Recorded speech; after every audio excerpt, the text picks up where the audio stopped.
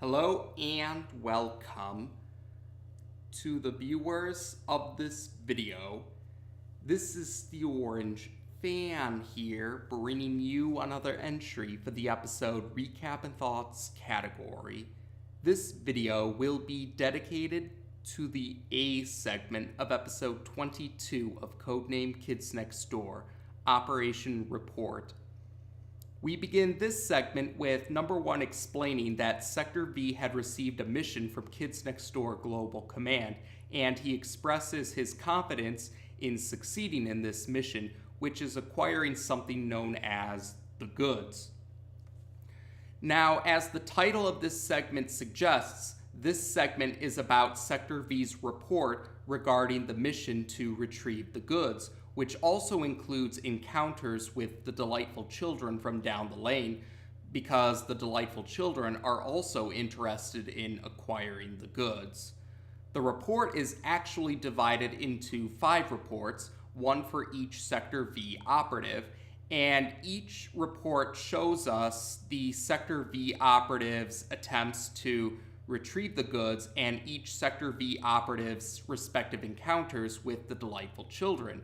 Having said all of that, however, the exact details of the events are embellished or exaggerated because each report is actually presented to us, the viewers, in 5 different art styles, one for each Sector V operative.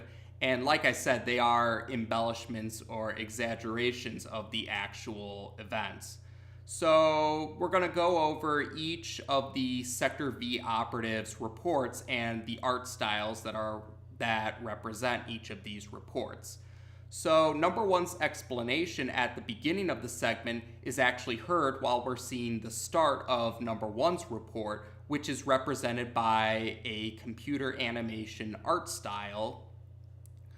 So in number 1's report, we see number 1 going through an obstacle course to retrieve the goods, which is represented by a white rectangle. When number 1 acquires the goods, however, he hears the delightful children's voices. We don't actually see the delightful children, we only hear their voices.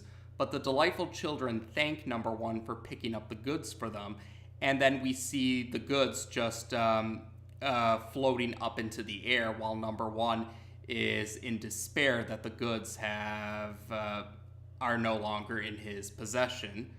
So number 2's report is represented by a comic book art style, and number 2 imagines himself as a superhero known as number 2 guy, and the delightful children are represented as a team of 5 supervillains.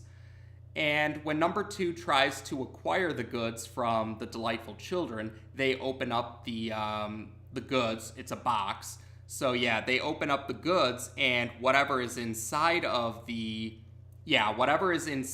goods is number 2's weakness, at least his weakness as represented in this superhero parody. Number 2, however, is able to knock the goods out of the delightful children's hands, and the goods are sent flying elsewhere. Number 3's art style number 3's report is represented by an art style that brings a crayon drawing to mind. And in number 3's report, the goods is represented as a living box known as Boxy. So number 3 considers Boxy to be her best friend, and she sings a song about how how Boxy and her are the best of friends.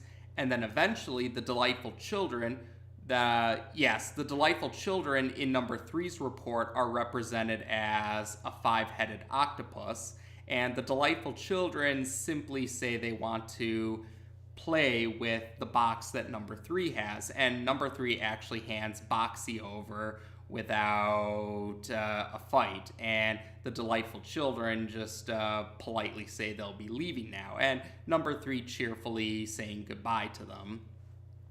Number 4's report is represented by an anime art style, and number 4's report is actually a parody of Dragon Ball Z. Number 4 is presented as a Super Saiyan, and he even calls himself Number 4 Go! And the Delightful Children are represented as a 5-headed parody of Frieza. So after a fight scene, oh, that's right, and in number 4's report, the goods are referred to as the rectanguloid power charm. So number 4 and the Delightful Children fight over the rectanguloid power charm, and eventually, though, number 4 is defeated, even though number 4 is defeated, the rectanguloid power charm is knocked out of the Delightful Children's hands and is sent flying elsewhere. And number 4 vows he will not fail again. But last but not least, we have number 5's report, which is represented by an art style that's reminiscent of the United Productions of America animation studio. It's also the art style that inspired Mo Willems' creation, The Offbeats, and we hear jazz music playing during number 5's art style. Number 5's report. So during number 5's report, we see number 5 constantly one-upping the Delightful Children as she tries to retrieve the goods. And the Delightful Children are represented as 5 heads, 2 arms, 1 body, and 10 legs. So eventually, though, after number 5 keeps one-upping the Delightful Children yell that the box is theirs, but number 5 insists that it isn't. But the Delightful Children respond that number 5 can check the inside of the box for herself if she doesn't believe them. When number 5 opens the box, very loud blaring trumpets, a very loud blaring trumpet sound is heard whenever number 5 opens the box. And number 5 disgustingly notes that the inside of the box contains anchovies, so she just tosses the box to the Delightful Children, who snidely or unsincerely thank her for giving them the box, and they walk off. So after all of the reports have been covered, we return to the show's usual art style, and we see that we're on the Moonbase headquarters.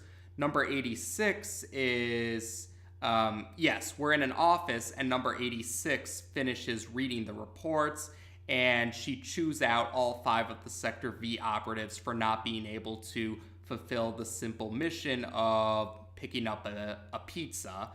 We then cut to a pizza parlor where one of the employees is calling out to the kids next door because the pizza that the kids next door have ordered is finished, but the segment ends with no one responding to the employees calling out for the kids next door to pick up their pizza.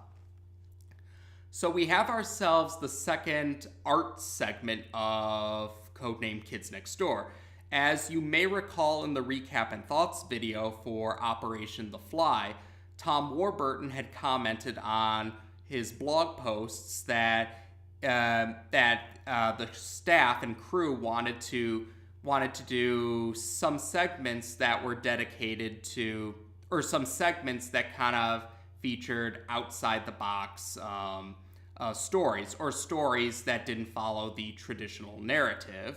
And while there are 6 art segments in total, 1 for each season, 2 of the art segments are actually in Season 4, while Season 5 doesn't have an art segment. So this is the Season 2 art segment for Codename Kids Next Door. And as you can tell from the recap, this art segment's theme to stand out was different art styles. That's right, different art styles for different operatives of Sector V. Like we said, there was computer animation for number 1, a comic book art style for number 2, a crayon drawing art style for number 3, an anime art style for number 4, and an art style that's reminiscent of United Productions of America animation studio for number 5. Now, I really did enjoy this segment a lot. I liked all the different art styles and the different interpretations of the report regarding acquiring the goods, which was a pizza. And so, yeah, I liked all the art styles, but if I had to pick a single art style as my favorite, or if I had to pick a single report as my favorite, I have to give the win to number four's report because I am a fan of Dragon Ball Z, and I got a good laugh out of the Dragon Ball Z parody that was number four's art style. I remember, yeah, when I first watched the segment as a kid, I was enjoying them all, but when number four showed up, I really got excited when the Dragon Ball Z parody presented, or yeah, when the Dragon Ball Z parody was made clear, I got a good laugh out of that. Now, as for, yeah, another thing I liked about this segment and the different art styles and how each of the Sector V operatives embellished the events of the report, the thing I liked about it was it does show that the kids next door are still kids. Like, yeah, they may be kids that have advanced technology and impressive skills that you wouldn't normally see in real life, but yeah, they're still kids. And yeah, part of being a kid is having a very active imagination, and I could definitely appreciate that. I can definitely appreciate having an active imagination. So I really did enjoy how they presented it in a over-the-top manner, and this was all for ordering a pizza. That's part of the charm as well for the series. Yeah, I mentioned it before, part of the charm of the series is the over-the-top situations that are made from otherwise mundane situations. And the fact that each of the Sector V operatives embellished their interpretations of the mission kind of does still shows characteristics that you would see with kids in real life active imaginations. So I thought that was that's something I really liked about this segment. Not just the art styles and learning about the different art styles and where they originated from or what inspired those art styles, but also, yeah, I appreciated the representation of imagination. And yes, number 86 does appear in this segment, even though it's very briefly towards the end. And this is sort of the start of number 86's characterization being a bit different compared to her initial characterization in Operation Fugitive. Because in this segment, 86 is shown to be, number 86 is shown to be rather unpleasant to all of the Sector V operatives. She doesn't just single out the male operatives, she chews out all of the Sector V operatives over the mission. And like I said before, that becomes more apparent over the course of the series. Number 86 is portrayed more as just an all-around jerk to everyone. But at the same time, number 86 is also portrayed as a jerk with a heart of gold later on. Like, yes, she's needlessly belligerent. She could stand to be a little more tactful in certain matters, but we do see that she really is a good person at heart and honestly does want to fight adult tyranny, even if she's not the nicest of individuals. So this is the start of it, but we'll be seeing more progress with the change in number 86's characterization in later appearances. So otherwise, there we go for now. I did enjoy this art segment for the series, mostly because it was nice to explore different art styles and what might have inspired the staff and crew members to come up with the art styles that they chose. And yeah, I appreciated the representation of kids' imagination. And it was funny how these over-the-top exploits was over picking up a pizza. So otherwise, there we go for now. So as of this video, we've now discussed the A segment of episode 22 of Codename Kids Next Door on this channel. Take care, and until next time.